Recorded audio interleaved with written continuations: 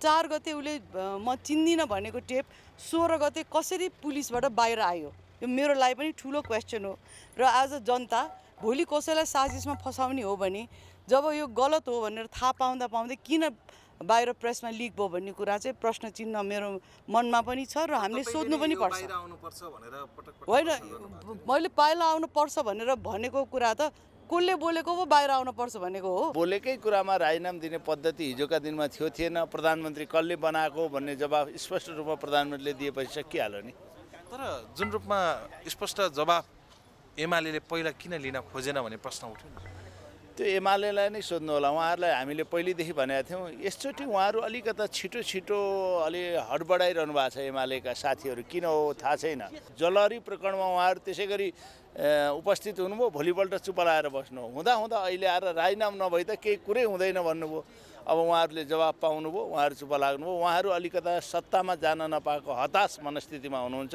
त्यसैले के गर्ने के नगर्ने भन्नेमा दोमनका कारणले गर्दा संसद यो नचलेको थियो। देशको प्रधानमन्त्री त्यो जिम्मेवारीमा बसेको व्यक्तिले जुन प्रकारको चाहिँ कार्यक्रममा अभिव्यक्ति दिनुभएको थियो त्यसले सिङ्गो 3 करोड नेपाली जनताको जसरी मन दुखेको थियो हैन, हाम्रो राष्ट्रिय स्वाधीनतामाथि जसरी प्रश्नहरू उठेका थिए, हाम्रो राष्ट्रिय स्वाभिमानमा जुन खालको एउटा ठेस लाग्ने काम भएको थियो त्यसको गुण गहिराईबाट उहाँले जवाफ दिनु पर्थ्यो। मेरो बुझाइमा त्यो गहिराईबाट आएको चाहिँ छैन।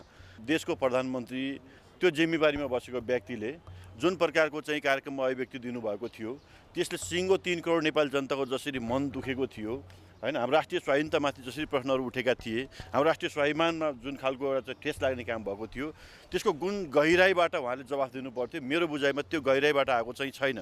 प्रधानमन्त्रीको उत्तर लामो गन्थन अनि आफ्नो अब छोरीको विभिन्न घटनाहरूको सम्झना गर्नुभयो। तर राजनीतिक रूपमा जुन उत्तर उहाँले दिनुभयो त्यो चित्त बुझ्दो थिएन। प्रधानमन्त्रीसँग नैतिकता छ भने राजीनामा दिनुहोस्। प्रधानमन्त्रीले जे बोल्नुभयो जसरी बोल्नुभयो त्यसको मोरल ग्राउन्ड छैन। त्यो मोरल ग्राउन्डमा उभिएर अब उहाँले प्रधानमन्त्री भइराख्न मिल्दैन भन्ने हाम्रो स्ट्यान्ड हो। त्यो कुरा मैले संसदमा प्रवेश गराएको हुँ। म त्यो आफ्नो स्ट्यान्डप्रति कन्भिन्स छु। म अहिले पनि त्यसमा कायम छु। हामीले जुन मोरल ग्राउन्डमा राजीनामा मागेका थियौँ त्यो मोरल ग्राउन्ड कायम छ। त्यसलाई प्रधानमन्त्रीको जवाफले पनि पुष्टि गर्यो। नेपाली कांग्रेसको केन्द्रीय समितिमा पदाधिकारीमा 4 वटा जेनेरेसन हामी नेतृत्वमा छौँ। कुरा बुझ्नुभयो? राम्रोसँग बुझ्नुहोस् तपाईहरु। 4 वटा जेनेरेसन हामी नेतृत्वमा, एउटा 70 माथिको जेनेरेसन, एउटा 60 माथिको जेनेरेसन, एउटा 50 माथिको जेनेरेसन, एउटा 40 माथिको जेनेरेसन छ हैन। हामी चाहिँ सबै चाहिँ महाधिवेशन फेस गरेर चुनाव जितेर आएको। अब 15औं महाधिवेशनमा को नेतृत्व कसले नेतृत्व गर्ने र को अगाडि आउने भनेको देशभरिका कार्यकर्ताले कसलाई विश्वास गर्छन्, कसलाई भरोसा गर्छन्, उनीहरू आउने हो नि। अहिले कसैले चाहिँ मिडियामा बोलेको भरमा चाहिँ को ठीक र को बेठिक भन्ने कुरा चाहिँ हुँदैन। केन्द्रीय समितिमा छलफल हुन्छ नि। सस्तो, छिटो र भरपर्दो फाइबर नेट र आइपीटीभी भनेकै रोगीलाई निरोगी बनाउँदै खुसी बाँड्दैछ वैदिक आयुर्वेद सेवा प्रणाली।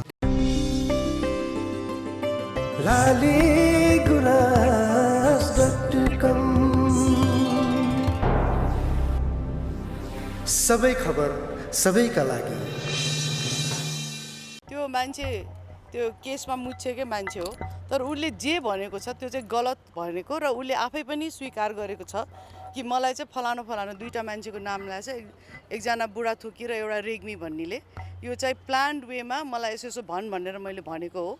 म चाहिँ उहाँलाई चिन्दिनँ भन्ने उहाँले पुलिसमा पनि त्यही बयान दिनुभएको छ र कोर्टमा पनि त्यही बयान दिनुभएको छ र तपाईहरु मिडिया भएकोले तपाईहरुले पनि कोर्टबाट बयान लिन सक्नुहुन्छ। मैले पनि लिँदैछु है। र अर्को पनि कुरा चाहिँ त्यो चाहिँ मलाई एकदम ठुलो प्रश्न चिन्ह र तपाईहरु मिडियाको मान्छेले पनि उठाउनै पर्ने प्रश्न के हो भने यो पुलिस कहाँ भएको टेप जुन चाहिँ 4 गते नै त्यो मान्छेले म उहाँलाई चिन्दिनँ भनेर वैशाख 4 गते चाहिँ उसको यो बयान रेकर्ड भएको रहेछ। त्यो पनि कोर्टमा दिएको डकुमेन्टमै साबित छ। 4 गते उसले म चिन्दिनँ भनेको टेप 16 गते कसरी पुलिसबाट बाहिर आयो? यो मेरो लागि पनि ठुलो क्वेसन हो। र आज जनता भोलि कसैलाई साजिसमा फसाउने हो भने जब यो गलत हो भनेर थाहा पाउँदै किन बाहिर प्रेसमा लिक भयो भन्ने कुरा चाहिँ प्रश्न चिन्ह मेरो मनमा पनि छ र हामीले सोध्नु पनि पर्छ। होइन, मैले बाहिर आउनुपर्छ भनेर भनेको कुरा त कसले बोलेको पो बाहिर आउनुपर्छ भनेको हो। जब उनीहरूलाई थाहा थियो कि यो यसमा तथ्यै छैन भनेर त्यो किन बाहिर आयो? तपाईँलाई भोलि कसैले पनि आरोप लाएर अनि पछि पुलिसले सोद्धा होइन यो त मलाई कसैले भनेको थियो भनेर थाहा पाएपछि त्यो बाहिर ल्याउन मिल्छ त? त्यो गलत कुरा हो, यो तथ्य होइन भनेर किन लाइक तथ्य होइन भनेको कुरालाई कसरी बाहिर ल्यायो, किन ल्यायो? मेरो प्रति साजिस हो। कहाँ छ मेरो स्वर? तपाईँले सुन्नु भएको छ? तपाईँले आफै सुन्नुहोस्, तपाईँ जर्नलिस्ट हो, तपाईँको स्वर मेरो स्वर होइन। दुईजना केटा मान्छे कुरा गरेको छ, मेरो स्वर त केटी मान्छेको जस्तो होला। म होइन, दुईटा मान्छे हो। अर्को केस पनि तपाईँले दर्ता गर्नु भएको छ अमरेश कुमारका लागि होइन? यहाँ के हुँदैछ? तपाईँमा जुन आरोपहरू लाग्दाखेरि तपाईँले चाहिँ यसलाई आफ्नो मनमा चाहिँ के लाग्छ यो कुरा गलत हो? जब मैले भने नि नखाएको बिख लाग्दैन साथी हो। अमरेश सिंहलाई जे भन्नु मन लाग्छ उसले पहिला पनि के बडबडाउँथ्यो, आई डोन्ट नो। तर अब आएर जसलाई पनि जे भन्दा त नियम कानुन त छ नि यो देश होइन? नियम कानुन अनुसार मैले मानहानीको मुद्दा दर्ता गराएको छु। उसले मलाई लागेको आरोपहरू प्रुभ गरेर देखायो भने ठिक छ, स्वीकार गर्छु। जसरी तपाईँको नाम अहिले फेरि मिडियामा आउन थालेको छ, केसको तपाईँले यो अहिले जुन रूपमा फेरि नाम आयो नि अडियोको विषयमा, होइन यो त यहाँ मैले नै पुलिसलाई भनेको हो कि यो चाहिँ मैले जुन दिएको छु निवेदन त्यसको तपाईँहरूले जवाब दिनु पर्यो। जवाब के हो भनेर दिँदा उसले दुईटै कुराको जवाब दियो। के जवाब दियो भने भोइस चाहिँ त्यसकै हो, तर त्यसले बोलेको कुरा चाहिँ कोर्टमा सुरक्षित छ भनेर दिएपछि कोर्टको जुन बयान छ तपाईँले पनि लिएर हेर्नुहोस्, उसले क्लियरली भनेको छ यो कुरा हो। मलाई यो मान्छेहरूले चाहिँ पहिला नै तिमीलाई फोन आउँछ, तिमीले फोन आउँदाखेरि चाहिँ यो कुरा चाहिँ भन्नु है भनेर भनेको थियो, तर म उहाँहरूलाई चिन्दिनँ भनेर उनले बयान दिएको छ। त्यो तपाईँले पनि पढ्नु होला, यो सार्वजनिक डोमेनमा आइसकेको कुरा। मानिसहरू अब कसरी कुरा मिल्यो तपाईँहरूको एक्कासी? होइन, कुरा मिलेको कुरा थाहा पाइहाल्नु भने उहाँहरूले क्वेसन्स राख्नुभयो, पार्लियामेन्ट चल्नु अगाडि उहाँहरूले केही कुरा राख्नुभयो, प्रधानमन्त्रीले प्रश्नाउनु भयो। बोलेकै कुरामा राजीनामा दिने पद्धति हिजोका दिनमा थिएन। प्रधानमन्त्री कसले बनाएको भन्ने जवाब स्पष्ट रूपमा प्रधानमन्त्रीले दिएपछि सकिहाल्यो नि। तर जुन रूपमा स्पष्ट जवाब एमाले पहिला किन लिन खोजेन भन्ने प्रश्न उठ्यो नि। त्यो एमालेलाई नै सोध्नु होला। उहाँहरूलाई हामीले पहिलेदेखि भनेका थियौँ, यसचोटि उहाँहरू अलिकता छिटो अलि हडबडाइरहनु भएको छ। एमालेका साथीहरू किन हो थाहा छैन। संसद सुरु हुँदा नीति तथा कार्यक्रम पुनर्लेखन हुनुपर्छ भनेर नभए कुनै हालतमा हुँदैन भन्नुभयो, पुनर्लेखन भएन। बजेट नभए च्यातिन्छ यस्तो बजेट भन्नुभयो, त्यो पनि उहाँहरू त्यसमा बाहिर हुनुभयो। जलहरी प्रकरणमा उहाँहरू त्यसै गरी उपस्थित हुनुभयो, भोलिपल्ट चुप लाएर बस्नु हुँदा अहिले आएर राजीनामा नभई त केही कुरै हुँदैन भन्नुभयो। अब उहाँहरूले जवाब पाउनुभयो, उहाँहरू चुप लाग्नुभयो। उहाँहरू अलिकता सत्तामा जान नपाएको हताश मनस्थितिमा हुनुहुन्छ। त्यसैले के गर्ने के नगर्ने भन्नेमा दोमनका कारणले गर्दा संसद यो नचलेको थियो। अब त्यो मन परिवर्तन गर्नुभयो उहाँहरूले, संसद चल्यो। अब निरन्तर जान्छ संसद? चल्छ। अब 29 गतेबाट छ, केही विधेयकहरू पारित गर्नुपर्ने छन्। अघि पनि चर्चा चल्यो। सबभन्दा महत्त्वपूर्ण यो चाहिँ सम्पत्ति शुद्धिकरण सम्बन्धी छ, टिआरसी सम्बन्धी छ, अहिले यही तपाईँको मिटर ब्याजी सम्बन्धी छन्। धेरै कुराहरू हामीले गर्नुपर्ने छ। संसद निरन्तर चलाएर अगाडि बढाउँछौँ। अब जुन रूपमा काङ्ग्रेसको साथ एमालेलाई प्राप्त हुन्छ भन्ने खबरहरू आयो त्यो हुन सकेन। अब एमाले र काङ्ग्रेस मिलेर सत्ता समीकरण फेरबदल गर्छ भन्ने यो अब फेरि देखिन्छ कि देखिँदैन? अहिले त्यो सम्भावना छैन। हामी जुन गठबन्धनमा सरकार निर्माणमा थियौँ तत्काल अब बजेट पनि पारित गऱ्यौँ। यति छिटो हामी सत्ता परिवर्तनको खेलमा लाग्दा काङ्ग्रेस एमालेलाई होइन, जनताले सबैलाई नै अधिकार छन्। त्यसैले यो खेलमा काङ्ग्रेस छैन। मेरो भावना त्यस्तो थिएन, मनसायत त्यस्तो होइन। तर मैले बोल्ने बेलामा चाहिँ गल्ती गरेँ, त्रुटि गरेँ। त्यस कारणले गर्दा म सदन समक्ष क्षमा चाहन्छु। भविष्यमा म यस्ता कमजोरी नदोहोऱ्याउने म कोसिस गर्छु भनेर प्रधानमन्त्रीले भनिसके पछाडि हामीले एकपटकलाई प्रधानमन्त्रीलाई चाहिँ यो तहको संसदमा आएर कमजोरी भयो, भविष्यमा यस्तो कमजोरी म दोहोऱ्याउँदिनँ भनेर भनिसके पछाडि हामीले चाहिँ उहाँलाई भविष्यमा यस्तो नगर्नु होला भन्ने हिसाबले हामीले एकपटकलाई मौका दिन चाहन्छौँ। तर पनि कुरा के छ भनेदेखि देशको प्रधानमन्त्री त्यो जिम्मेवारीमा बसेको व्यक्तिले जुन प्रकारको चाहिँ कार्यक्रममा अभिव्यक्ति दिनुभएको थियो त्यसले सिङ्गो 3 करोड नेपाली जनताको जसरी मन दुखेको थियो होइन, हाम्रो राष्ट्रिय स्वाधीनतामाथि जसरी प्रश्नहरू उठेका थिए, हाम्रो राष्ट्रिय स्वाभिमानमा जुन खालको एउटा ठेस लाग्ने काम भएको थियो, त्यसको गुण गहिराईबाट उहाँले जवाफ दिनु पर्थ्यो। मेरो बुझाइमा त्यो गहिराईबाट आएको चाहिँ छैन। तर अनेक हिसाबले त्यसलाई चाहिँ टालटुल गर्ने कोसिस चाहिँ उहाँले गर्नु अवश्य पनि भएकै हो। तैपनि अन्तिममा उहाँले के भन्नुभयो भने मैले चाहिँ बोल्ने बेलामा भावनामा बढी आएर चाहिँ मैले यो कुरा बोलिहालेँ, गल्ती चाहिँ मेरो तर्फबाट भयो, भविष्यमा यस्तो कमजोरी म नहुने म कोसिस गर्छु भनेर उहाँले भनिसके पछाडि अहिलेलाई हामीले चाहिँ स्वीकारेका छौँ।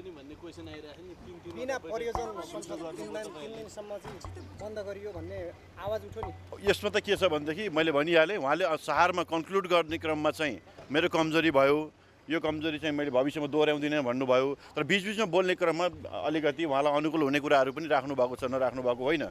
जस्तो हिजोको संसदको बैठक त प्रतिपक्षको कारणले रोकिएको थिएन। प्रधानमन्त्रीले सभामुखज्यूलाई फोन गर्नुभयो र भन्नुभयो कि आजको बैठक रोकेर भोलि 3 बजे बैठक आह्वान गरिदिनु राख्नु पर्यो भनेर आग्रह गर्नुभयो। प्रधानमन्त्रीको आग्रहको कारणले हिजोको बैठक रोकिएको, प्रमुख प्रतिपक्षी दलको कारणले रोकिएको त होइन। त्यस कारणले गर्दा उहाँले बोलेका सबै शिरपुछार सबै कुरा सही बोल्नुभयो, म यस्तो भन्न सक्दिनँ। तर सारमा उहाँले मैले गल्ती गरेँ, भविष्यमा यस्तो गल्ती मबाट हुँदैन भन्ने प्रकारले जुन अभिव्यक्ति राख्नुभयो त्यसलाई हामीले सकारात्मक रूपमा लिएका छौँ। प्रधानमन्त्रीको राजीनामा माग भयो तर एकाएक मिल्यो, यो खास कसरी मिल्यो कुरा? मतलब प्रधानमन्त्रीले जुन अभिव्यक्ति दिनुभयो त्यसमाथि प्रश्न उठाउने स्थिति बनेको थियो। मसँग पनि उहाँलाई सोध्नुपर्ने प्रश्न थियो। खास गरी त्यो प्रश्न जुन दिन संसदमा सोधिएपछि त्यो प्रश्नको स्पष्टीकरण प्रधानमन्त्रीले दिने मौका त्यही दिन पाउनु पर्थ्यो। त्यो दिन उहाँले जस्तै आज प्रधानमन्त्रीले स्पष्टीकरण दिनुभयो, प्रश्न सोध्ने साथीहरूको चित्त बुझेछ। अब चित्त किन बुझ्यो होइन, त्यो प्रश्नको खास कुरा के थियो अनि उहाँहरूले एकदमै चित्त बुझ्दो जवाब कहाँ पाउनुभयो त्यो चाहिँ अब उहाँहरूले नै जान्ने कुरा हो। बुझिया छैन रे, माफी चाहिँ दिनैपर्छ नैतिकताको आधारमा भन्ने चाहिँ होइन। मतलब यो माफी दिने लिने भन्ने कुरा होइन। मतलब मैले भन्न खोजेको प्रश्न जुन दिन सोधिएको थियो त्यही दिन स्पष्टीकरणको मौका दिनु पर्थ्यो।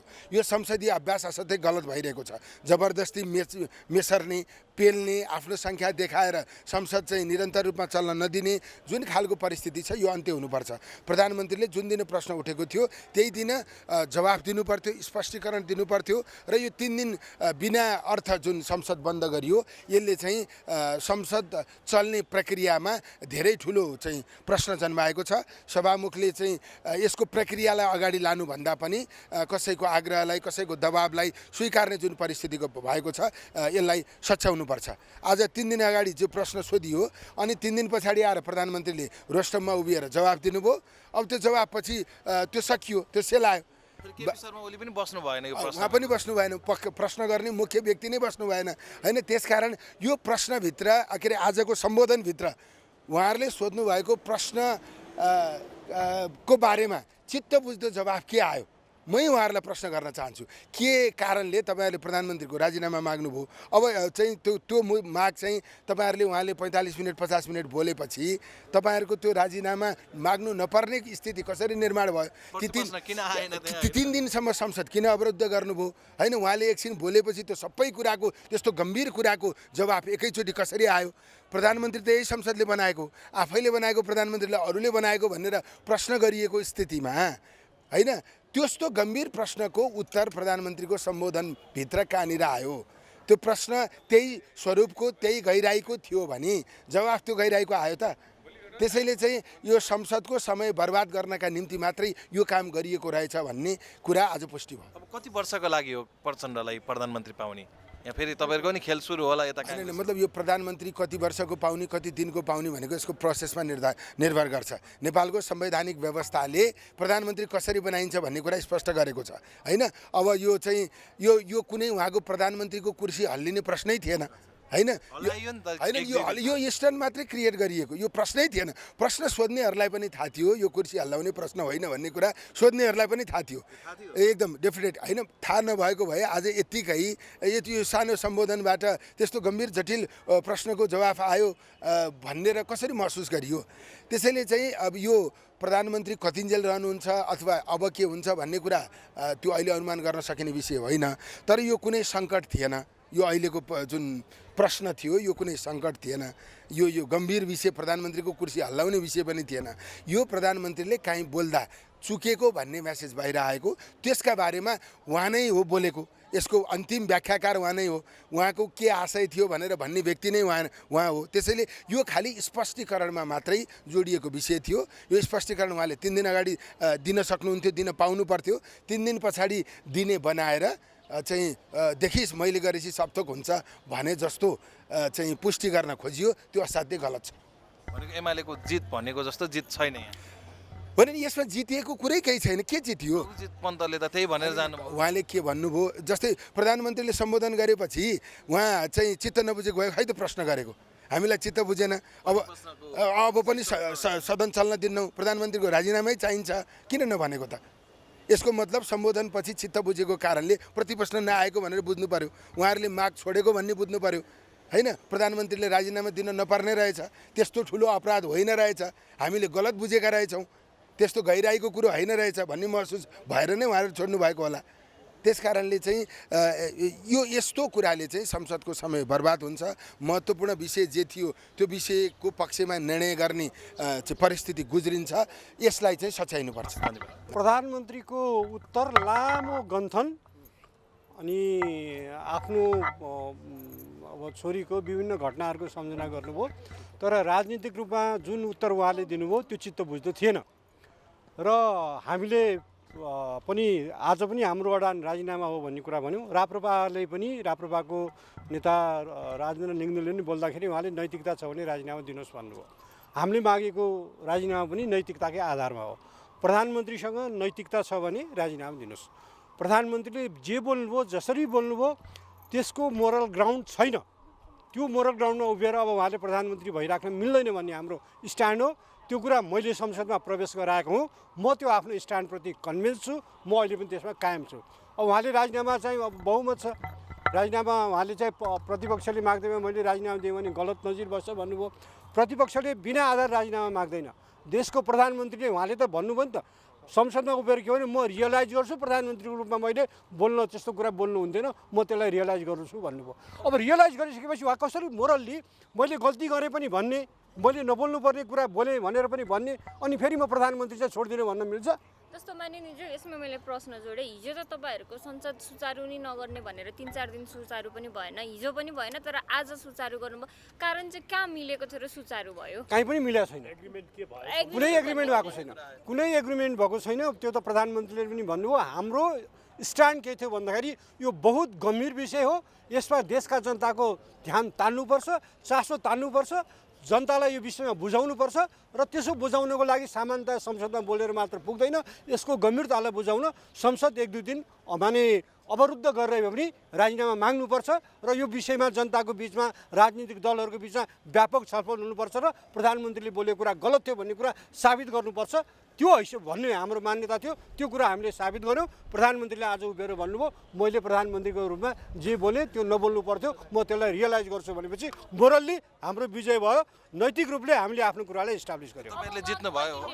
अब तपाईँहरू भन्नुहोस् न, प्रधानमन्त्रीले रोस्टममा उभिएर मैले प्रधानमन्त्रीका रूपमा बोल्न नहुने कुरा बोलेँ भनेर भनेपछि कसले जित्यो? भनेपछि तपाईँ राजीनामा माग्नुहुन्न? मोरल्ली त उहाँले त्यति भनिसकेपछि मोरल्ली र नैतिक रूपमा उहाँ प्रधानमन्त्री त रहन मिल्थेन, रहनु हुँदैन।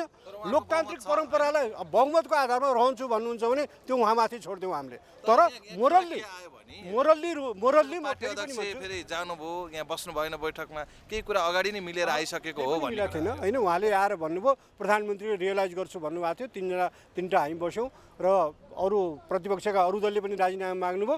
हामीले जुन मोरल ग्राउन्डमा राजीनामा मागेका थियौँ त्यो मोरल ग्राउन्ड कायम छ। त्यसलाई प्रधानमन्त्रीको जवाफले पनि पुष्टि गर्यो।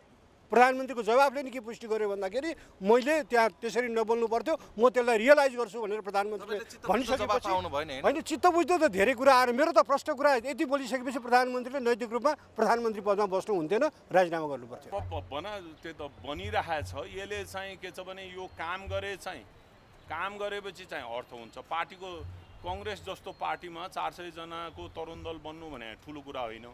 पार्टीभित्र धेरै कार्यकर्ता छन् भन्ने कुरा यसले बुझिन्छ नि त होइन।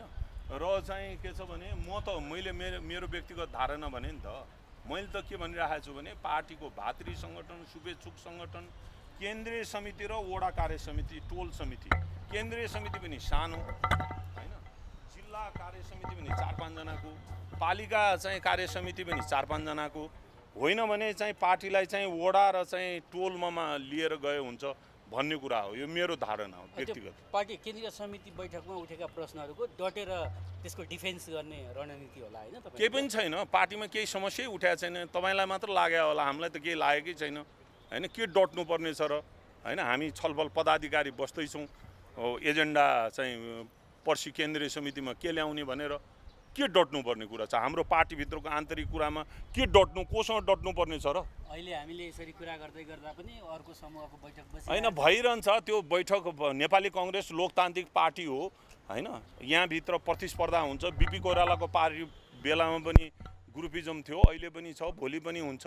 तर त्यो ग्रुपिजमलाई चाहिँ कसरी लिएर जाने, कुन हदसम्म लिएर जाने भन्ने कुरा चाहिँ महत्त्वपूर्ण कुरा हो होइन। बिपी कोइरालाले जसरी पार्टीलाई म्यानेज गरेर लिएर जानुभएको थियो र त्यसरी नै चाहिँ के छ भने यो पार्टीलाई शेरबहादुर देउवाले म्यानेज गरेर लिएर जानुहुन्छ। यही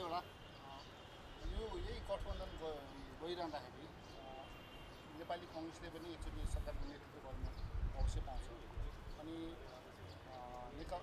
कङ्ग्रेसको महामन्त्री चाहिँ के भन्ने हुन्छ भने पटक पटक प्रधानमन्त्री भइसकेको व्यक्ति चाहिँ अब पुनः नेतृत्वमा जाने होइन, नयाँ पुस्ताले त्यो उहाँको भनाइ हो, उहाँको भनाइ हो, त्यो उहाँको भनाइ हो। चाहिँ के छ भने संसदीय दल पार्टीको सभापति शेरबहादुर देउवा हुनुहुन्छ र संसदीय दलको नेता पनि शेरबहादुर देउवा हुनुहुन्छ र जसलाई चित्त बुझाएको छैन संसदीय दलको नेताबाट हटाए भइहाल्यो नि। रामचन्द्र पौडेलले शेरबहादुर देउवाको एउटा उदाहरण दिएर पनि भन्नुभएको होइन नेता रामचन्द्र पौडेल होइन। अब उहाँलाई चाहिँ प्रधानमन्त्री हुने इच्छा लाग्यो होला, कोसिस गरे भइहाल्यो नि, कोसिस गरे भइहाल्यो नि। कसले रोकेको छ र? त्यो त पार्टीभित्र होइन, गर्न पाइन्छ, गर्न पाइन्छ, गरे भइगयो नि। 3 चोटि 4 चोटि गरे भइगयो नि 5 वर्षसम्म होइन। भर्खर 6 महिना भयो, 4.5 वर्ष बाँकी छ नि त होइन। दलको नेता भएर पनि हुन सक्नुहुन्छ, नभएर पनि हुन सक्नुहोला। तर प्रक्रिया चाहिँ के हो भने दलको नेता नै, संसदीय दलको नेता नै चाहिँ के छ भने प्रधानमन्त्रीको चाहिँ उम्मेदवार हुने हाम्रो पद्धति हो। तर चाहिँ के छ भने संसदीय यो पद्धति नै त्यही हो। तर के छ भने अहिले त्यो विषयको छलफलको विषय छैन। हामी गठबन्धन गरेर चाहिँ यो सत्तालाई अगाडि बढाइरहेछौँ, राज्यलाई अगाडि बढाइरहेछौँ, देशलाई अगाडि बढाइरहेछौँ।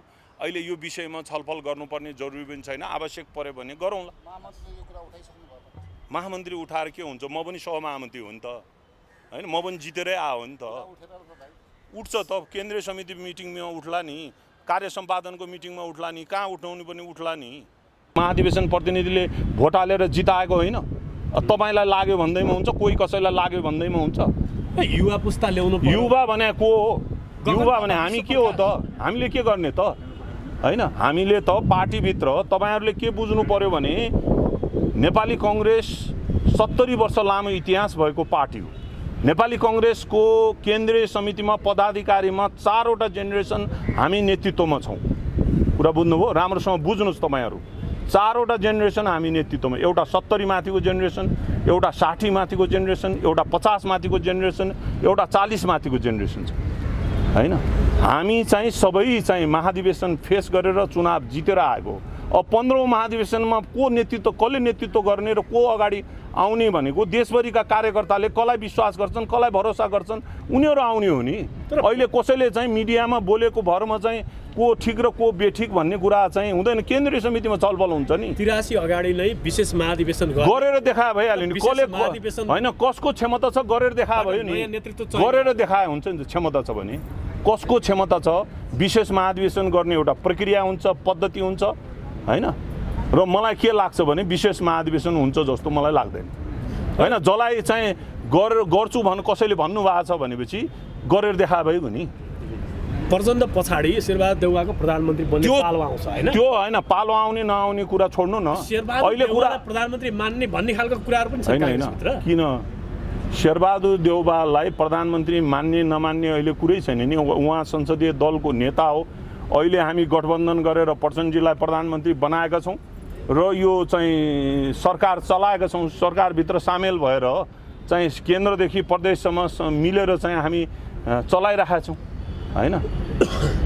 होइन, तपाईँ चाहिँ यत्रो चाहिँ नेतृत्वको पक्षमा खम्बा बनेर किन उभिनु भएको छ बताउनु? होइन, नेतृत्व एउटा कुरा कसले भने असक्षम, कसले भने को छ सक्षम? मैले अघि नै भने कसले भने असक्षम भन्नु न कसले भन्यो सचिव गगन थापाले होइन उहाँ चाहिँ 1.5 वर्ष होइन प्रदीप पौडेल को यार चाहिँ सभापतिले मनोनित गरेको सदस्यले चाहिँ सभापतिको विरोध गर्नको लागि राजीनामा दिएर गर्नुपर्छ सभापतिको मनोनित खाने सभापतिको विरोध गर्ने उहाँले निग्ले भन्नुभएको छैन नि नैतिकता आफूसँग हुनुपर्छ सभापतिले मनोनित गरेको पदमा बस्ने त्यहाँबाट सभापतिको विरोध गर्ने सभापतिको विरोध गरेर पार्टी बलियो हुन्छ पार्टीको चाहिँ सभापतिको विरोध गर्दै गर्दा पार्टीको विरोध हुन्छ पार्टी कमजोर भयो भने चाहिँ के छ भने हामी सबै कमजोर हुन्छ त्यसैले चाहिँ के छ भने सबैजना मर्यादित हुनुहोस् केही कुरा छ भने केन्द्रीय समितिको बैठकमा गरौँ हैन हामी चाहिँ के छ भने नीति अधिवेशन गर्दैछौँ नीति अधिवेशनमा चाहिँ छलफल गरौँला होइन तपाईँ त मानव यसरी खम्बा बनेर उभिनु भयो तपाईँ 15 महाधिवेशनमा महामन्त्री नै उठ्ने हो कि सभापति नै उठ्ने हो कि म चाहिँ नेभी सङ्घबाट पनि सहमहामन्त्रीबाट अध्यक्ष उठेको अहिले पनि म अध्यक्ष उठ्न सक्छु सहमहामन्त्रीबाट बुझ्नुभयो सभापति तपाईँ आफू होइन होइन होइन म सभापति नहुने कारण के कुरामा म चाहिँ कम छ कोही भन्दा आफूभन्दा सिनियरलाई मानेको मात्रै हो बुझ्नुभयो गगन थापाहरूसँग प्रतिस्पर्धा हुन्छ तपाईँको किन नहुने गगन थापासँग किन नहुने होइन किन नहुने हिजो पनि गरेकै हो विश्वजी र मसँगै सभापति लडेकै हो होइन भोलि पनि लड्न सक्छौँ हामी त्यसको लागि आफूलाई तयार बनाउनुहुन्छ तयार छु नि के तयार हुनु पर्यो प्रचार नगरेर सहमहामन्त्री जितेको के तयार गर्नु पर्यो त के तयार गर्नु पर्यो भन्नु नि तपाईँ अहिले अब प्रतिपक्षले राजीनामा मागिरहेको छ हेर्नुहोस् त अहिले राजीनामा दिनु पर्यो प्रधानमन्त्री नयाँ सदन चल्दैन प्रतिपक्षले राजीनामा मागेर हुन्छ राजीनामा दिने पद्धति होला नि प्रक्रिया होला नि होइन त्यसैले चाहिँ के छ भने यो के हो भने पोलिटिकल पार्टीहरू कुरा के छ भने लामो इतिहास भएका पोलिटिकल पार्टीहरू जिम्मेवार हुन जरुरी छ हाम्रो गैर जिम्मेवार अभिव्यक्ति हाम्रो गैर जिम्मेवार गतिविधिले गर्दा जनताले चाहिँ गलत कुरा बुझिरहेछ हैन चाहिँ प्रधानमन्त्रीले केही कुरा प्रधानमन्त्रीको बारेमा केही कुरा छ भने उहाँले हाउसमा आफूलाई क्लियर गर्नुहुन्छ नि उहाँलाई बोल्न त दिनु पर्यो आफ्नो कुरा राख्न त दिनु पर्यो नि हाउस चाहिँ संसद नै हो नि सबैभन्दा ठुलो निकाय जहाँ आएर चाहिँ आफूले कुरा राख्ने आफूले चाहिँ रियलाइज गर्नेदेखि लिएर सबै कुरा गर्ने ठाउँ त यहीँ हो नि त रियलाइज गर्ने छुट छैन उहाँ त्यो लायकको रहनु भएन भन्ने हो नि आरोप त त्यो आरोप लाएर भएन नि त्यो आरोप त कसले के लाउँछ छोड्नु न प्रमाणित हुनु पर्यो नि उहाँले चाहिँ के छ भने प्रधानमन्त्रीले संसदमा आएर बोल्छु भन्दाखेरि पनि हाउस अवरुद्ध गर्न मिल्छ होइन काङ्ग्रेसले काँधमा हालेर हिँडिहालेको प्रचण्डलाई पनि यस्तो आथो पार्यो होइन प्रतिपक्षले खोइ आथो पारे जस्तो लाग्दैन हाउस अवरोध भएको छ हाउस अवरोध हुँदाखेरि जनतालाई समस्या परेको छ जनताको काम रोकिएको छ के आछो भने के हो सडकमा गएर चिच्याउने कुरालाई आछो भन्नुहुन्छ तपाईँ मर्यादित हुने कुरालाई चाहिँ आछो भन्नुहुन्न हामी मर्यादित हुन्छौँ काङ्ग्रेस चाहिँ यो देशको चाहिँ जिम्मेवार पार्टी हो जनताप्रति उत्तरदायी पार्टी हो हामी चाहिँ के छ भने यो संसदीय व्यवस्था हामीले ल्याएको व्यवस्था हो नैतिक वैचारिक रूपमा हामीले चाहिँ के छ भने जितेको अवस्था छ र यो व्यवस्थालाई सफल बनाउने जिम्मेवारी हाम्रो भए हुनाले हामी मर्यादित छौँ विश्वको पुरानो तथा सम्पूर्ण चिकित्सा पद्धतिको जननी आयुर्वेद संसारकै शक्तिशाली जडीबुटी नेपाली जडीबुटी जब नेपाली जडीबुटी जुनसुकै रोगको उपचारमा प्रयोग हुन्छ अनि हासिल हुन्छ जस्तो सुकै रोगमा पनि सफलता यिनै नेपाली जडीबुटीको महत्त्व बुझेको वैदिक आयुर्वेद सेवा प्रणालीले हिमाल पहाड तराईबाट जडीबुटीहरू सङ्कलन गरी आफ्नै प्रशोधन केन्द्र अर्थात् औषधि उद्योगबाट तयार गरिएका जडीबुटीबाट उपचार गरी हजारौं नयाँ तथा पुराना दीर्घ रोगीहरूलाई पुनर्जन्म दिइसकेको छ दर्शकबिन आज हामीले गैंडाकोट 7 निवासी धनकुमारी सापकोटाको बात युरिक एसिड हातखुट्टा पोल्ने झमझमाउने सुन्निने रोगका कारण विगत 30 वर्षदेखि कष्टकर जीवन जिउँदै आउनु भएको तर वैदिक आयुर्वेदमा उपचार गराइसकेपछि सफलतापूर्वक निको भएका सफलताको कथा लिएर उपस्थित भएका छौँ। मेरो नाम धनकुमारी हो यो नवलपुर 7 नम्बर वडा हो मलाई चाहिँ अब शरीर दुख्थ्यो क्या सबै यो चिसाले हो कि घाँटीको नसा दुख्थे पाखुरो चल्दैन थियो यो देउरे घुँडो यसो फुलेको थियो अहिले शरीरै फुलेको थियो, अहिले त सन्चो भइन्छ, मलाई ठिक भयो। वैद्य आयुर्वेदमा गएकी त्यहीँ गएर सन्चो भयो। 30 वर्ष जति भयो मलाई यो भित्रभित्र फुलेको दबाई कोही पकाएर खाने खाएँ, कोही चाहिँ महसित खाने खाएँ, कोही पानीसित खाने खाएँ, कोही दुधसित खाने। अहिले अब छैन, मुख बार्नुपर्छ। अहिले त धेरै विषेक भयो, त्यहाँ नभएका बाँध्न पनि गाह्रै थियो। भ्यासमा गएँ, सरकारी यहाँ नि गएँ, त्यहाँ सरकारी यहाँ गएर नि भएको होइन। पुरानो भयो, अब 30 वर्ष जति भयो। ठ्याक्कै मैले थाहा पाएको 30 वर्ष भयो। सकन्जरी गरी यस्तो हिउँदी गएर मेडिकल उनी गएर दबाई ल्याएर खायो, हात खुट्टाले टेउदाखेरि दुख्थ्यो, यस्तो मेडिकलमा गएर दबाई ल्याएर खायो, 100-150 दबाई दिन्छन्, अलि विषेक हुँदो रहेछ। अनि त्यतिकै सन्चो भयो भनौँ, केही हेरे नि हुँदो रहेछ। अनि फेरि सरकारी यहाँ गएर दबाई ल्याएँ, जचार दबाई ल्याएको 300 को दबाई दिनुभएको थियो सरकारीमा। त्यो दबाईले त हुँदै भएन। मलाई कसैले नि भनेका नि त्यहाँ याफुमा भन्दा सुनेर गइकिन नभनिकन भनेका भनेर नि भएन। याफुमा प्रचारमा भन्न सुनेर अनि खोज्दै गएको। वैद्य आयुर्वेदीलाई धेरै धेरै धन्यवाद छ। मेरो पुरानो रोग सन्चो भयो। 30 वर्षभन्दा पहिले उनको चिसो बढेको रहेछ, अहिले निग्रो। हामी कहाँ बिना अपरेसन पाइल्स, फिचर, फिस्टुला, पत्थरी जस्ता रोगहरूको सफल उपचार गरिन्छ। साथै uric acid, sugar, blood pressure, चाया पोतो, डन्डीफोर लगायत सम्पूर्ण रोगहरूको सफल उपचार गरिने। महिला तथा पुरुषमा हुने यौन दुर्बलता, स्त्री सम्बन्धी रोगहरू, महिनावारी गडबडी, श्वेत प्रदर, रक्त प्रदर, नाक कान घाँटी सम्बन्धी रोगहरू